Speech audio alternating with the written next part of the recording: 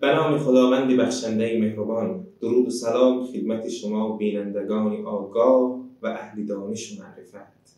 به شبکه پندنامه خوش آمدید. ما رسیدیم به حکایت 36 از کتاب شریفی گلستان سعدی شیرازی. حکایت بسیار زیباست. سعدی میگوید دو برادر، یکی خدمت سلطان کردی و دیگری به سعی بازو نان خوردی. دو برادر بودند. یکی از این برادرها خدمت پادشاه میکرد، همیشه پیش پادشاه خم و راست میشد. اما برادر دیگر خدمتی خودش را به جا می آورد، از زور بازو تلاش میکرد. باری توانگر گفت درویش را. روزی این برادری که نزد پادشاه بود و ثروت بسیار داشت و برادری که ضعیفتر بود و ثروت کم داشت گفت چرا خدمت نکنی تا از مشقت کار کردن برهی؟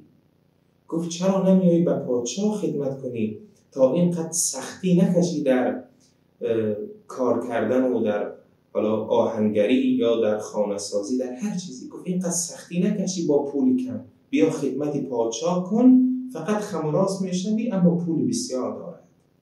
آن برادر درویش گفت تو چرا کار نکنی تا از مذلت خدمت رهایی یابی؟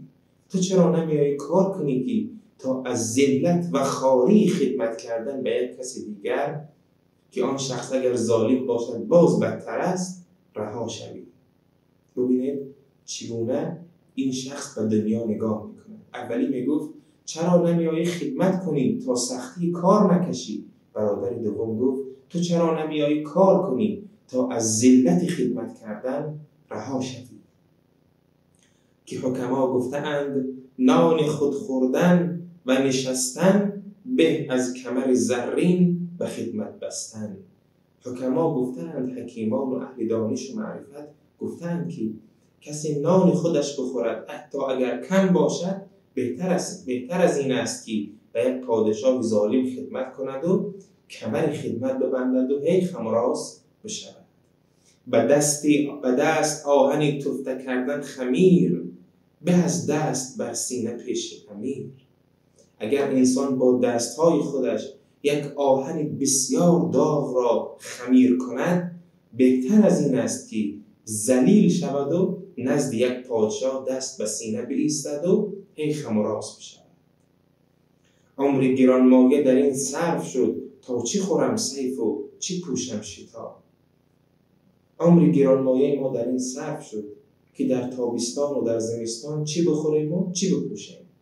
ای شکم خیره به نانی بساز. ای شکم به یک نانی کم هم شده قناعت کن و زندگی کن تا نکنی پشت خدمت دوتا.